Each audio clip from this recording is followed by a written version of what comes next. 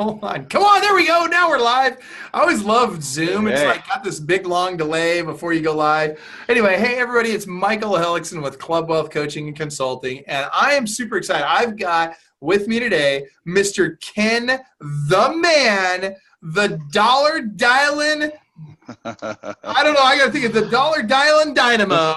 The phone fiend. The phone fiend. I'll tell you what, I'm stoked about this today. So Ken is one of our coaching clients in Kent, actually Ravensdale, Washington, which nobody's ever heard of, and that's because, well, everybody that goes there never comes back. It's that's a whole other story. Land of the Lost. Has something to do with banjo music, but we're not going to go there. Angie Bitcodio, it's good to see you jumping on here. We got a bunch of people logging in. So anyway, that being said, we're going to be talking about dialing for dollars. And hey, Andrea, it's good to see you. And Ken, I'll tell you that what's really special about Ken is Ken very consistently for a long time has been listing very consistently, 3, 4, 5 houses a week, not a month, a week. Very consistently for a very long period of time. And now even still in a market where most people are really struggling to get listings. And so it's funny because a lot of people don't want to talk about dialing for dollars, but the reality is, Ken, you've mastered it. It's working really well for you. So tell us a little bit more about who you are and where you're from, first of all.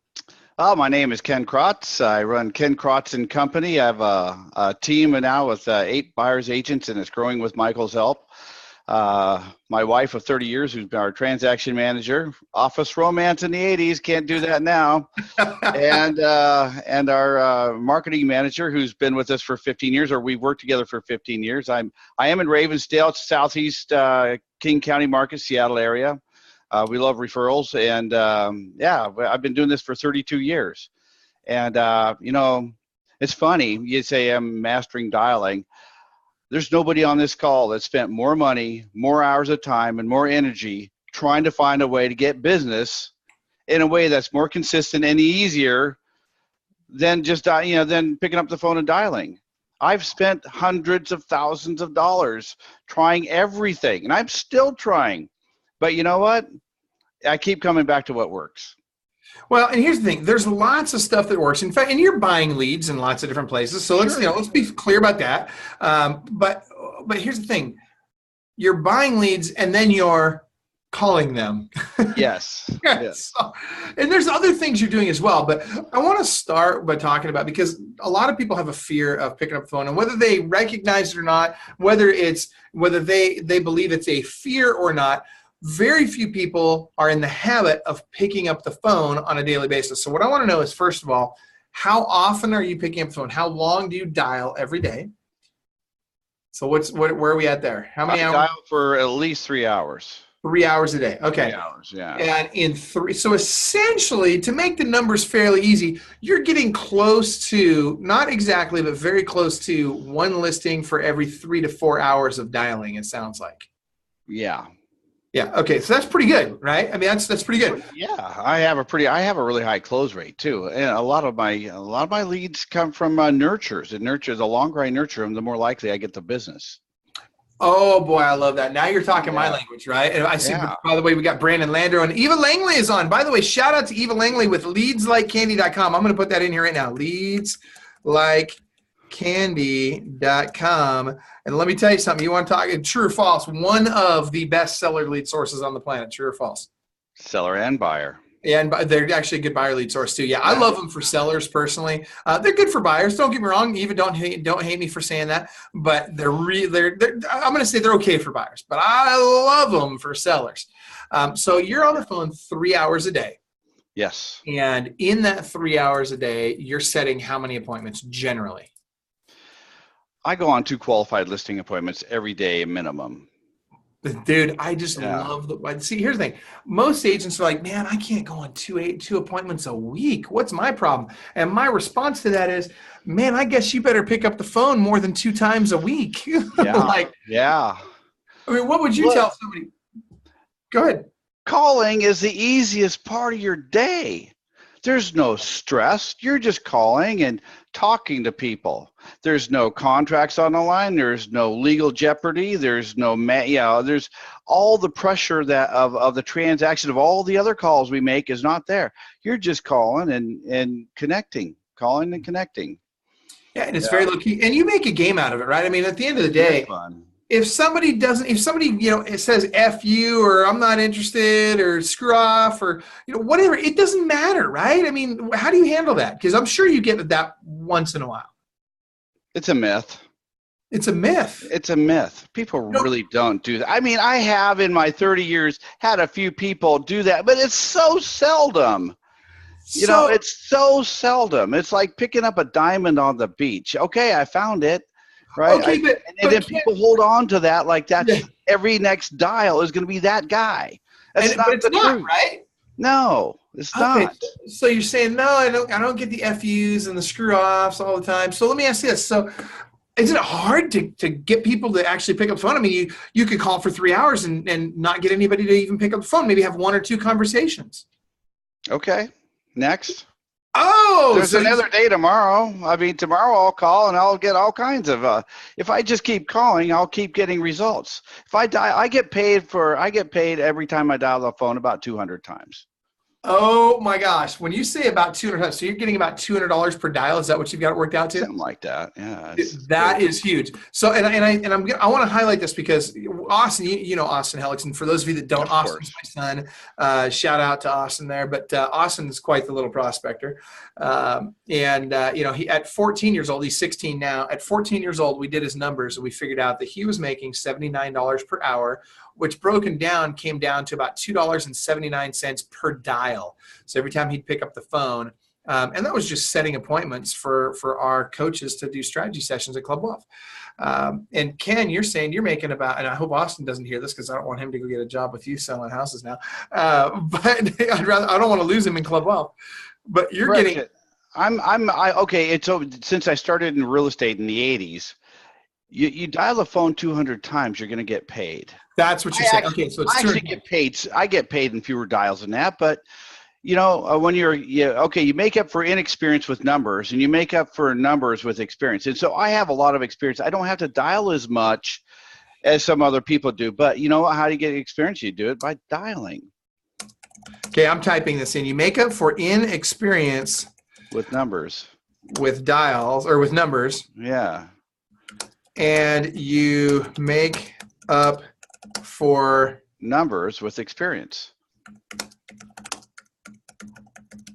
Okay, I love that. I just put that in there. That's great stuff. So you guys, one of the things that really hit me though is when Ken was talking about, knowing the number for how much money you make when you pick up the phone. Every time you pick up the phone, if you can break it down to that level, it's really motivating. It makes it really easy for you to make those calls.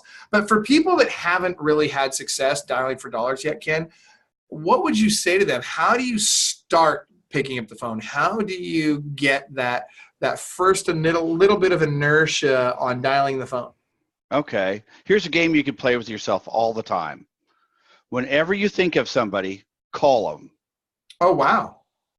Whenever you think of your mom, your sister, your friend, your schoolmate, your past client, the guy at the barista, whenever you think of them, just pick up the phone and call them wherever you're at. Just get in the habit of taking action to dial the phone when you're thinking about somebody. First of all, everybody wants to know that you're thinking of them. Hey, Mike, I was just thinking about you, so I thought I'd call and say, see how you're doing today. Yeah, that's huge. And that takes it out of the whole I'm going to sit down and dial. Right, and it's low key, and you're doing it with people you already know. Yeah. And so you're saying you don't have to have anything special to say to them. Just call them up. Just say, hey, here's what you say. Mike, I was just thinking about you. Bam. That's it. Who doesn't want to know that somebody was thinking about them? How often do you get that call? So, but that's what it comes down to, because you guys, you got to pick up the phone to make money. It's funny, Ron Vitello, I love this. He just posted in the Facebook feed. By the way, if you guys have questions for Ken or for myself while we're talking today, jump onto Facebook here and type into the feed whatever your question is. We'll make sure we get to your questions. But Ron says, oh, look, another webinar with Michael. When I close my eyes at night to sleep, I see a little picture-in-picture with Helixon in it. If I never met Michael before, I would think he always had a box around his head. That's funny. But here's the thing. It's kind of like you're prospecting, right? Yeah. So you have to be in action. It's talking about its numbers, right? Exactly. It's about getting in motion. That's And exactly that, what. and that just starts it. And I do it when I'm driving. I do it when I'm walking up to my office. I do it whenever. I just will call people. But and when you say I'm dialing, it's not. I'm not always dialing expireds or for sale by owners or circle prospecting. We're dialing everybody. I'm calling everybody all the time. There's so many people to call, and there's such a variety. I mean, gosh, you just get to go out there. It's a smorgasbord of people who are looking for me. And that's how what you don't we miss this in real estate. Our customers in an ideal world would pack up their suitcases, leave their house, go to the next house, unpack it, and that's all it would take to get a new house. All the rest is really hard and miserable. And the best thing that could happen in their lives is a competent, energetic professional comes along and takes away all of those problems for them, right? Yep. They're praying and they're looking for and praying for you. They're just waiting for you to ring the phone. Just ring it. What an interesting concept, right? To really you're switching that. And I hate to use the term paradigm shift, but it really is, right? It is. Instead of thinking I'm going to pound the phones until I get somebody to do an appointment with me, and then I'm going to get the I mean it's not about this I'm going to go in the grind. It's really not a grind at that point, right? There's people waiting for my call. They are praying right now that I will call them. And somebody will come and fix their situation. Someone will solve their problem. And I'm going to be that answer to their prayers. That's a big deal. It is a big deal. And every day I find one of those people. It is the coolest thing ever. And so it's so much fun. I love sitting down and making those calls because what? Here's the thing. Again, we're all wrapped up in ourselves as realtors. We're calling people and somebody gives you the big finger, right? Well, their dog might have just died. They might have just ran into a tree with their car. They might be on drugs and struggling. We don't know what's in their lives, and sometimes we're just there at the wrong time. Don't take it personally. How can you take it personally? You don't know them. Yeah. So just say, hey, man, you have a great day. I hope it gets better for you, and move on. Yeah, no, you're absolutely right about that. And by the way, you guys, Ken is going to be one of our speakers at Listing Agent Bootcamp. He's going to be talking about his systems for dialing and how he's using consistent dialing and changing the paradigm of dialing to literally get to where he's listing at least 3 to 5 homes a week. He's going on 2 appointments a day. So if you haven't done so already, get signed up for Listing Agent Bootcamp. It's really important. I'm telling you guys, we literally have, last I checked, we had about 9 tickets left. I could be wrong. We may be less than that now. But get signed up and get out there. It's May 8th, 9th, and 10th in Denver, Colorado. And I'll tell you, it's life-changing. Now, Ken, you've been to these events before. What do you think of Listing Agent Bootcamp? You know what I think of Listing Agent Bootcamp. Michael's boot camps and masterminds are utterly unique in the industry. I've been around a long time. I've been to a lot of seminars and events, and Michael breaks it down to where each person gets what they need. It's not a big room with 3,000 people in it, and everybody gets the same vanilla pudding, right? You get broken out into groups of your peers at your level, and you get to solve the problems you have. And that was a big shift for me. Just being able to work on the problems I have with people that have had them and people that have solved those problems. It's utterly unique. And he does the best swag of anybody in the industry.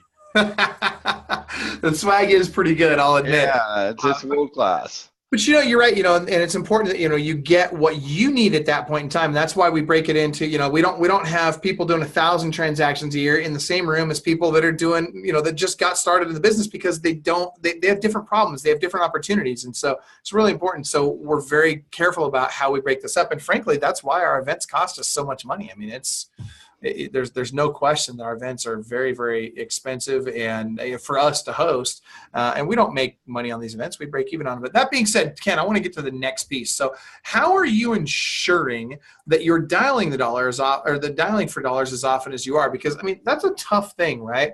Is to be in that habit. So how did you get in the habit? When do you do it? What part of the day do you do it? And what mechanisms ensure that you are going to do it every day?